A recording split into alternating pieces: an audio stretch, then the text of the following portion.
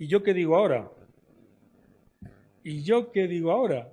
Después de la espectacular jornada que hemos vivido desde el inicio, en el desarrollo, con la extraordinaria ponencia siempre, porque no falla, de la profesora Freixas, con las otras ponencias que hemos escuchado, con sus brillantes ponentes, temas variados, cuidadosamente tratados, y con las dos profesoras doctoras que me han precedido, que realmente digo, trataré de meterme por los intersticios de lo que no han dicho para tratar de aportar algo y que, en fin, si agoto el tiempo que me corresponde, no empiece a ver cómo se suicida la audiencia diciendo, no puedo más, ya, quiero la comida. No, sino, vamos a ver, ¿no? Porque siempre ser el último es complicado. Ha habido algo que no se ha dicho, así que lo voy a decir. Hoy es San Benito, patrón de Europa. Mira, qué buen día para venir a hablar de Europa. Europa tiene 6 patronos católicos. Uno es San Benito, el más antiguo, por San Pablo VI. Pues hoy es San Benito. Qué buen día para hablar de Europa y de las cosas de Europa. Porque además venimos a hablar de derechos y de valores. O de valores y de derechos. Podría venir una pregunta apasionante ahora mismo. ¿Quo vadis, Europa? ¿A dónde vas, Europa? Hablando de temas de valores. Y daríamos otro congreso, otra reunión, otro motivo, porque realmente hasta el mismo concepto de valor, al cambiar la base de la creencia, cambia incluso toda la interpretación del derecho. Es que tengámoslo presente, hablando de valores, y luego no se preocupen, haré incluso alguna referencia al artículo 2. En todo caso, la estimulante enunciado es significado y alcance. Y realmente tanto la profesora Chano como la profesora Iglesias han hecho una visión panorámica jurídica y muy concreta, jurídica o jurisprudencial, mejor dicho, la profesora Iglesias. Significado y alcance. Vamos a dejarlo en suspenso. Quiero dar las gracias al señor rector, que no está presente, que me ha tratado fenomenal. Quiero dar las gracias al señor director, que me ha tratado fenomenal. Quiero dar las gracias al señor director de acto y a la subdirectora. Quiero dar las gracias a todo el mundo y en particular a todos ustedes que están aguantando el tirón y espero que los próximos 22 minutos, sin decir, como Camilo VI, y ya no puedo más, no, sino diciendo, bien, queremos que llegue al final, no queremos que se vaya, queremos que nos cuente cosas, incluso aunque sea en verano. Sí, porque o damos un poco de vidilla, ¿verdad? O morimos a las 2:30 de la tarde sobre este tema.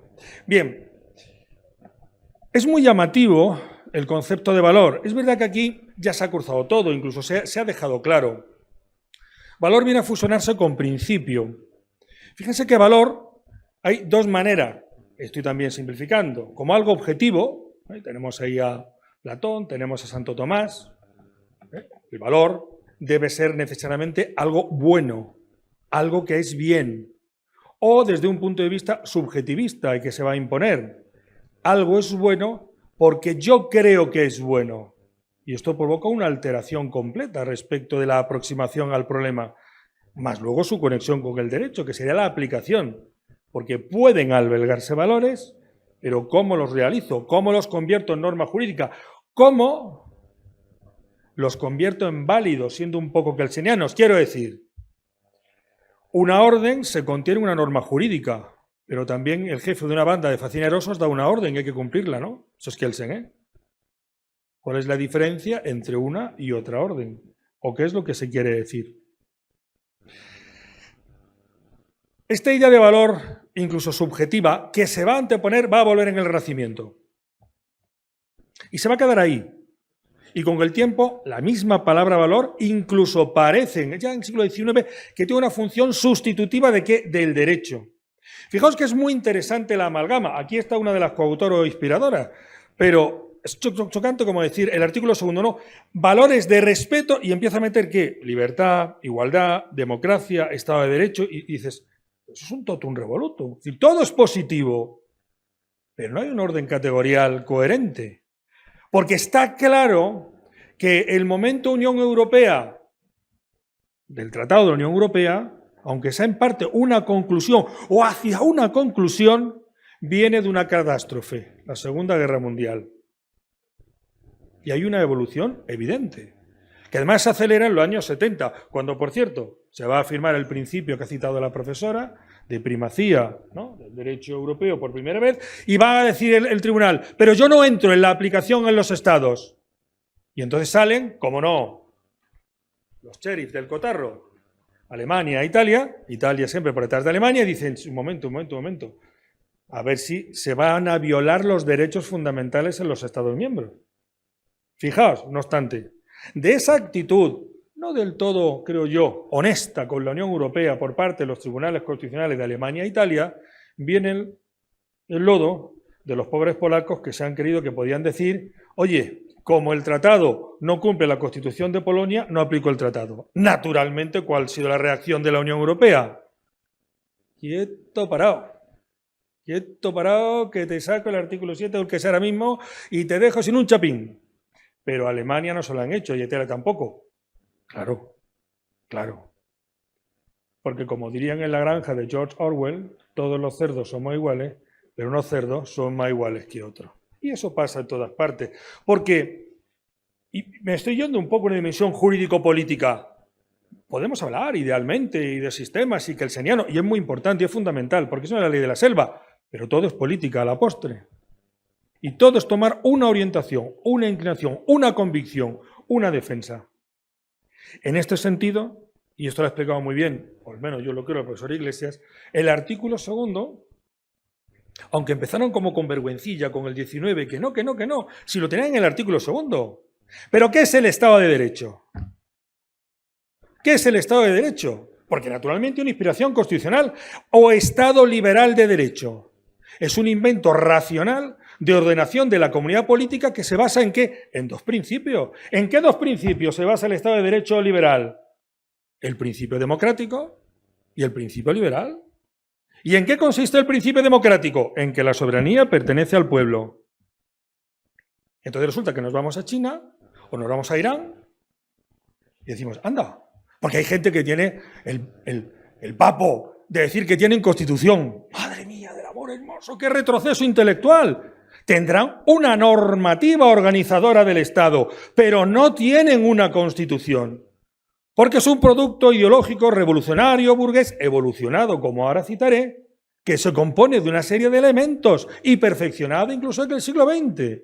Luego, puede decir que la soberanía de China está en el pueblo chino. Very good and nice.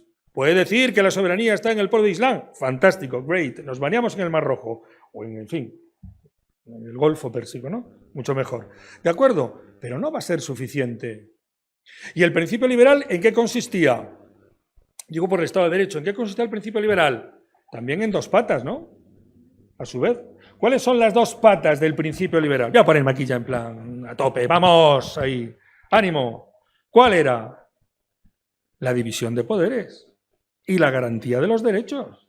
Artículo 16 de la Declaración Universal de los Derechos del Hombre. Porque ya sabemos que lo estadounidense o quienes... Entonces, a un protoestadounidense se le ocurre, en realidad están fusionados, ¿no? Sabemos que están fusionadas ambas revoluciones, aunque estén en el tiempo, y hay una comunión intelectual impresionante entre aquellos burgueses franceses y futuros norteamericanos, ¿no? Pero los derechos tienen que estar garantizados. Y los derechos tienen un fundamento. ¿Cuál es el fundamento? No nos enredemos. La dignidad humana no es un derecho. Es el fundamento en el que se asientan los derechos, entonces llamados como naturales, deducidos de la razón. ¿Que tengo por qué? Pero fijaos esto además que impresionante. Vamos a hacer aquí ardor guerrero con razón. Porque si es que del padre Vitoria. El padre Vitoria tiene la mejor... Francisco Vitoria, la mejor formulación. Los derechos naturales son los que tiene toda persona por el mero hecho de ser persona. Ni indio, ni español, ni francés, ni ruso, ni el otro. Lo que pasa es que como tenemos esa cosa española de machacarnos y flagelarnos, había un tío importantísimo que lo aprecio un montón, muy importante en el derecho internacional público. Grocio, si no me equivoco. Grocio, que lee al padre, es el que lo traduce. Y como saben vender, se hace mejor marketing, entra por la vía protestante. Porque no obstante, las revoluciones efectivamente, ¿dónde acontecen? En países, digamos, de raíz, raigambre o de extensión protestante. No católica, efectivamente, ¿no? ¿Vale? No vale. Pero está ahí. ¿Y eso por qué es? Porque todo ser humano comparte una misma dignidad. Unos dirán, una visión religiosa, que es realmente el origen, y hay ni más ni menos. Es que fijaos, qué malo, esto sobre todo lo digo para los que no sean españoles, pero no pasa nada, así no enteramos todos, porque los españoles tampoco.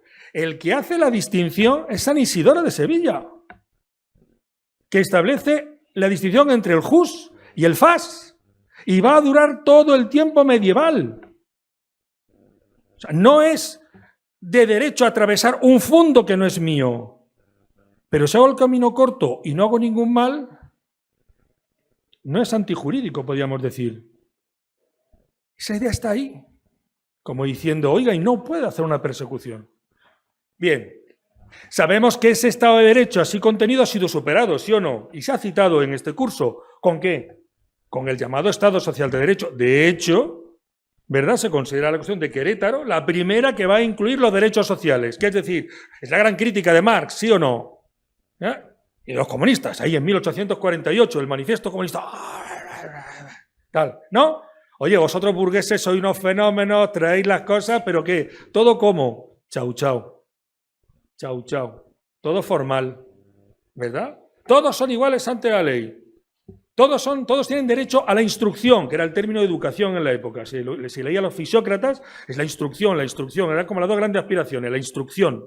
Porque claro, esto lo cuenta Habermas, ¿cómo tiene que ser el público burgués, el público de una democracia? No una panda de ignorantes que abandonan, sino personas formadas e ilustradas que dialogan intelectualmente. Luego la instrucción es un elemento esencial. Pero claro, ¿qué ocurre si la instrucción la recibe solo el que se la puede pagar?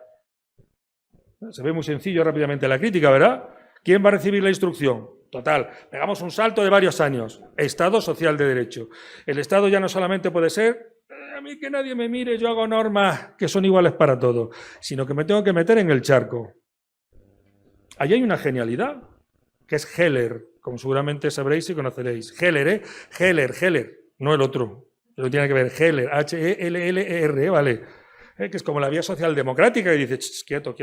Porque claro, ¿cómo baja el telón? El telón de lo que es la libertad. Ah, por cierto, fijaos cómo son totum revolutum. Juan Carlos, lo voy a decir ya. Y esto no es mío, es de Kelsen. La libertad, Kelsen, siempre será el objeto de toda discusión política. Que no os engañen, que no nos engañen. Es verdad que, fijaos, es como esto de la democracia, y sobre eso hay que hacer un punto, porque la democracia de la que habla el artículo 2 de la Constitución no es cualquier democracia. Es la democracia constitucional o representativa, que es, por cierto, la única posibilidad de democracia. Todo lo demás que os cuenten, leche picón. Populismo, leche picón. Schmitt es eso, aclamación. ¿Vale?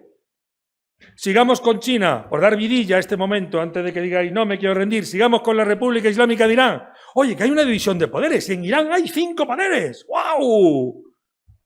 Hasta hay un líder supremo. Cuidado con este es como más evidente. Un líder supremo que dice, no.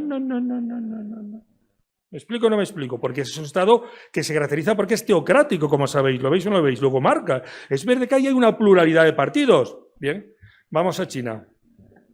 División de poderes, lo tiene el pueblo. Bien. ¿Cuántas elecciones se celebran en China? Las del partido, ¿no? Bueno, Cuba, está todo perfecto. Partido no, votamos entre nosotros. Tú pones, te quitas. ¿Me explico? No tienen constitución. Esa no es la Constitución. Ese no es el Estado de Derecho del que habla. Por supuesto que no la Unión Europea. Y por eso está haciendo lo que está haciendo. Es la que tiene que división de poderes, reconoce los derechos y una cosa importantísima, que se va a generalizar también como el cambio de los valores tras la Segunda Guerra Mundial. ¿Y qué va a ser? La Constitución. Porque fijaos, todo esto está en el juego de la Unión, en esa aspiración federal a la que en definitiva, por el tamaño y las circunstancias que tiene, debería caminar, pero no se atreve o no puede, porque la política sobre todo es realismo. ¿Y qué es la tercera pata? Jurídica y política. Creer que la Constitución es no solamente una norma jurídica, sino que es norma suprema. Luego no hay ninguna voluntad, salvo una intervención revolucionaria del poder constituyente, y todos los que sean juristas, y lo sois todos, sabéis que nosotros somos muy mirados para algo revolucionario, ¿verdad? Tenemos un umbral muy bajo de excitabilidad revolucionaria, ¿no? En cuanto me mueven las normas ya tenemos una revolución jurídica, ¿no? Pero si no, ¿qué hay que hacer? Cambiar la Constitución, que debe respetar los principios. Todo eso está en Estado de Derecho. Por eso me sorprende que, fíjate, que aludieran al 19, porque demuestra algo elemental, querido Watson, pero eso esto lo cuenta Montesquieu divinamente y luego sobre todo el más brillante defensor que va a ser Benjamín Constant, sobre la importancia de la independencia judicial. Si algo tienen claro desde el primer momento los revolucionarios, y ya Constant ya no es del 18, sabéis que es primer cuarto, tal, algo más del 19, tienen claro que es que si no hay jueces independientes, es imposible la libertad y es imposible el funcionamiento del sistema. Es impresionante. ¿Cómo lo ven? ¿Cómo lo captan? Es más, Constant llega a ser muy duro, llega a decir, prefiero que sean un grupo corporativo. Él hablando de Francia, fijaos, hablando de Francia, dice, no, cuanto más cuerpos sean, mejor, porque no se sentirán acongojados ¿con qué? ¿Quién era la amenaza antes de las revoluciones burguesas? ¿Cuál es la amenaza ahora para aquellas naciones o sociedad en general? Por cierto, un dato importantísimo de las cosas que ha dicho la profesora Chano y que lo desconocía y me ha impresionado, ¿no? Que el 80%, si no he entendido, de jóvenes europeos, ¿no?, estaría dispuesto a aceptar un régimen autoritario, ya entiendo por qué nos va como nos va, siempre y cuando me dieran pan y circo. ¿No? O sea, que me dieran de comer, ¿sí o no? Claro, es que estamos viendo esa tensión, ¿verdad? Las democracias siempre son más lentas, ¿no? En reaccionar, en todo, ¿no? Incluso a mí la pandemia. He reconocido, las lecturas que yo he hecho, que Chile adquiere un prestigio internacional entre la gente joven porque se moviliza y aporta vacunas. Y aquí tenemos el follón, quién compra, quién tal, quién lo otro, quién lo demás allá. ¿Queda claro o no? Y da un prestigio, a lo mejor ahí está la conexión. Sin embargo, yo creo, por ejemplo, que en este ámbito del artículo 2, y aunque no sea lo mismo, la Unión Europea ha reaccionado muy bien. No sé si va a entender la dimensión geopolítica, que creo que también lo decías o lo anticipaba, o ha sido en una mesa anterior, con el tema de Ucrania. Lo que no veo es que sea capaz de dotarse de una famosa autonomía, que no creo que haga falta, creo que tiene que estar coordinada con la OTAN. Por cierto, hoy tenemos la gran reunión en Vilna de la OTAN, etcétera, etcétera, ¿de acuerdo? Bien. Vuelvo entonces. La libertad está dentro de los derechos naturales, ¿queda claro o no? ¿Por qué se hace la revolución? Libertad en todos los sentidos, ¿sí o no? ¿Vale? Y la igualdad, concepto que está muy avanzado. No puede haber ninguna discusión sobre ese particular. Digo, está avanzado porque incluso sobre el concepto formal, sabéis de sobra que hace mucho tiempo, tenemos casi el problema inverso, ¿sí o no? ¿Cómo lo llamamos en España? Discriminación positiva, ¿no?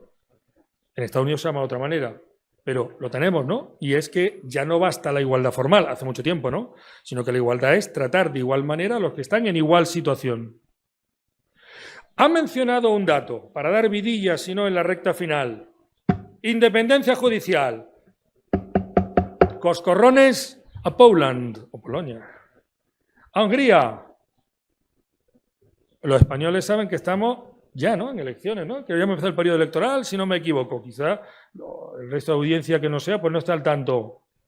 Me parece que en relación con ese asunto tenemos una reiterada recomendación de la comisión del grupo que dice que oiga, mire usted puede organizar el poder judicial de su país como le dé la gana, dentro de la regla. Puede depender de un ministerio, pero puede hacer de otra manera, como Francia. Pero si lo hace, como lo ha hecho Italia, porque el Consejo General del Poder Judicial es una imitación del Consiglio Supremo de la Magistratura, Italia, si lo hace, al menos el 50% tienen que ser elegidos por jueces para garantizar la independencia. Y acabamos de leer en el programa de un partido político muy importante que se presenta, que si gana, como decía Amy Winehouse, que en paz descanse, no, que no va a hacer nada. El otro sí, el otro dice que lo va a cumplir a pie juntillas. Y que pues ahí es 60, ¿no? 12, 20 vocales, esos 60, catapum, lo va a cambiar para el otro. Podríamos estar, después de 5 años de bloqueo, digo España, ¿no? Porque, pues, bueno, están los polacos, están los húngaros, sí, pero podríamos estar en una situación para que nos dijeran, oye, españoles, ¿qué habéis sido tan importante para la Unión Europea? Porque España y los españoles hemos sido, y creo que seguimos siendo, una nación y una comunidad importante, sin ir más lejos con la ampliación de los países del Oriente cuando cae el muro de Berlín. ¿Estaríamos en una situación objetiva de voy a activar el artículo 7.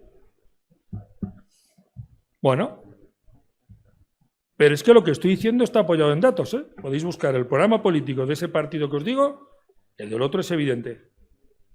No se sabe quién va a ganar. Entonces, ¿qué? O no nos lo aplican por nuestra cara bonita, porque resulta que la sentencia del año 86 es perfecta y maravillosa, cuando realmente todos sabemos que se incumple sistemáticamente, ¿no? Porque una de las cuestiones esenciales para que no haya repartos políticos como tal y garantizar la independencia, ¿cuál es? El derecho de veto. Esto es elemental. Esto lo explica muy bien el profesor Aragón Reyes. ¿Me explico o no me explico? Si hay que nombrar, para que yo realmente la cuota funcione, que es lo que dice la sentencia del 86, ¿qué tengo que hacer? ¿Qué derecho tengo que retener? Yo no te quiero a ti, yo no te quiero a ti, yo sí te quiero a ti. Porque de esa manera, ¿de qué me hago responsable? No solo de los que son de mi sensibilidad, vamos a decirlo así, ¿sí o no? Sino de los que no son de la mía. Pero que si yo lo que digo es, tú 3 y yo 1, tú 2 y yo 2, y lo que me pongas por delante, ahí es cuando se está falseando el sistema. Bueno. Valores. Es que esto se vuelve a poner de moda en Europa, ¿por qué? ¿Qué imperaba justo antes de la Segunda Guerra Mundial? Porque, verá, os iba a decir eso, ¿eh? ¿Cómo se baja el telón del primer gran acto de la ópera de las revoluciones burguesas? ¿Cómo se baja? Con la Primera Guerra Mundial. 20 millones de muertos. No está mal, ¿eh? Más que todos los muertos de toda la guerra de toda la humanidad. Y el fracaso por la izquierda y la derecha, ¿no? El marxismo-leninismo y el fascismo en Italia. Por eso decía Heller, os he dicho Heller. Heller es como la vía social democrática. Un momento, no nos carguemos todo. Puede haber cosas buenas, porque lo que queremos proteger, ¿qué es? La libertad. Y es la consagración del Estado social. Y en la parte económica, ¿quién lo va a hacer? El ministro Beveridge en Inglaterra, como sabéis, los famosos Beveridge Reports. Y en Alemania, todo se ha dicho, Forsthoff, discípulo de Smith, ¿qué le vamos a hacer? Pero un fenómeno. Con su gran artículo, la administración como prestadora de servicio. Y ante ese fracaso, que parecía un gran fracaso, ¿qué es lo que va a llegar? La Segunda Guerra Mundial, 50 millones. Es que es demencial. Es que el principio del principio intelectual es Kant, y Kant describe la paz perpetua, la superación de todas las guerras, la paz, citaba por aquí también, te la citaba la profesora Chano, la paz. Y resulta que no solamente no se alcanza la paz estableciendo sistemas democráticos, o si queréis, liberales en aquel momento, sino que se llega al cataclismo. Y entonces, ¿qué reacción se produce? Señor, el positivismo jurídico tiene que terminar. De hecho, en el presente tenemos un problema frente a la idea de valores. El positivismo jurisprudencial. Pero a mí tampoco me va a dar tiempo a meterme en eso. El positivismo jurisprudencial. ¿Y cuál es el problema si tú metes el concepto valor? Que inevitablemente tiene una carga subjetiva inevitable. De los padres fundadores de la Unión Europea, creo que 2 son beatos y 1 megacatólico. Schuman y De Gasperi son beatos. Beatos son, para los que no seáis católicos, el escalón previo a ser santo en la Iglesia Católica. Devoción privada, siervo de Dios, no sé cuánto, beato y santo. Son beatos. Y Adenauer y Monnet lo respetaba. Esos son los fundadores de la Unión Europea. Porque ven el cataclismo y dicen, hay que poner orden, tenemos que dejar de matarnos. Eso parece que se ha opacado, pero sí hay toda una serie de valores racionales objetivos que seguimos compartiendo. Antes ha habido una defensa o una explicación más que justificada que quizá no se pudiera hacer en otros países respecto de, ¿verdad? Y eso es gracias a que tenemos una serie de valores compartidos. Los compartiremos en mayor o en menor grado, pero el mínimo es común. Y efectivamente, decía la profesora Iglesias, el artículo 2, ¿qué es? Como ha anticipado la profesora Fresas, por supuesto. Oiga, esto es, como he dicho, la barrera, me ha hecho gracia, ¿no? Ha dicho la barrera, ¿no? O algo así, ¿no? Como diciendo, oiga, el que quiera estar en este club tiene que cumplirlo. Y es más, no solo al entrar, sino durante, antes, durante y después del parto. Como se decía respecto de ciertos misterios. ¿Vale o no vale? ¿Se está aplicando con el realismo posible? ¿Sí? ¿Se está aplicando valientemente? Yo creo que sí. Y de hecho me ha sorprendido ese giro. Ahora bien, ¿se está aplicando igualmente? Empiezo a temerme que no. Y ahí cometerá un error inmenso la Unión Europea. Porque una cosa es 2 velocidades, que no se aplicó en su momento, ¿no? La incorporación a 2 velocidades, y otra cosa es Tú sí porque eres tú y tú no porque eres tú. Muchísimas gracias y ha sido un placer.